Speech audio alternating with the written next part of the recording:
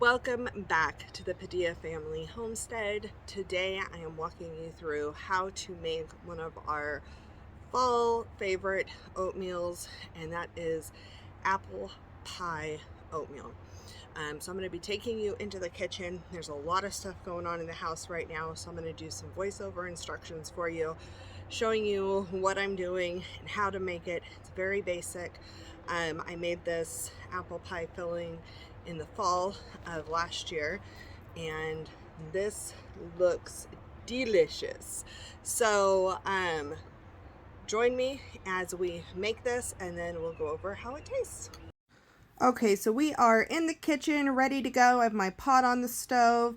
I'm going to be putting in 3.5 cups of water, and I have this over a medium-high heat right now because it's on a very low heating burner, just for ease of the video. The next thing I'm going to do as the water's cooking or heating up, I'm going to add about a teaspoon of apple pie seasoning.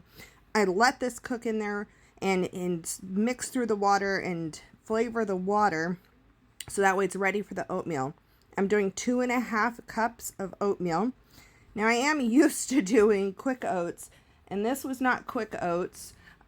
So you could use either one. You just want to adjust your cooking time for whichever one you're using. You want to make sure it's almost done cooking before you put in your apple pie filling.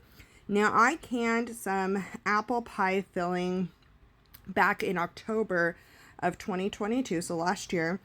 And I still have a few jars ready to use. And so I go ahead and I open it. I check it. I had some siphoning, so I check it, make sure it smells good. Everything's good. I dump that jar in there. It's a quart-sized jar. And I mix it in. And I want it to like kind of heat up those apples. So I'm going to let it cook longer till the oatmeal's where I want it to be. And the apples are heated through. I also, throughout this process, just keep stirring because I really don't want it to stick to the bottom of the pan. You could add more cinnamon here. You could do a taste test. I decide to turn off the burner, add some homemade vanilla. I turn off the burner because it is alcohol I'm pouring in there, and if I spill it for any reason, I don't want to start a fire. So I did turn off the burner, add some homemade vanilla, and then turn the burner back on. And I lowered the heat at that point, and I just kept stirring till it was ready to go. Now you could serve this in just a regular bowl. You could serve it in a mason jar, could be kind of cute. You can make it ahead of time and store it in the fridge in a mason jar. That is what we're going to do with our leftovers, is we'll put them in a mason jar. But other than that, you just serve it up and you sprinkle a little bit more apple pie filling on top, and you're good to go. So we normally make this in the fall.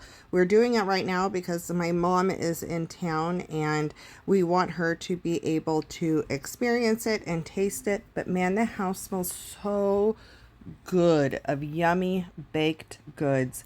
It is just, it's a fun treat. Okay, wasn't that easy? I'm telling you, super simple to make, super delicious. I wouldn't make it on a daily basis because it is apple pie filling. However, my daughter grew up not liking the oatmeal that you buy from the store with the fruit in it. And she cannot handle it. She doesn't like the textures. Still nasty. But she's behind the camera. But she really does like apple pie.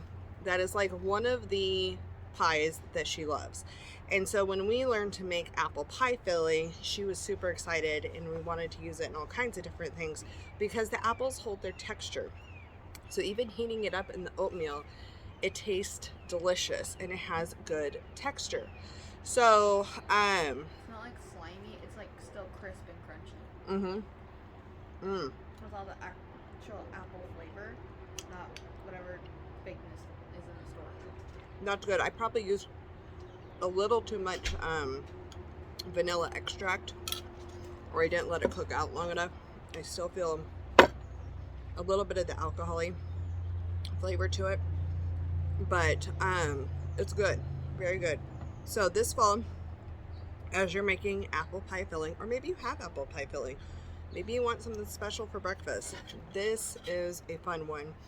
And it really amps up how much oatmeal you have in your pot. It stretches the oatmeal out. You're getting a fruit in there, you're getting some sugar, but it is delicious. So let me know in the comments below if you try this, if you've done a different variety, and we will see you on the next video.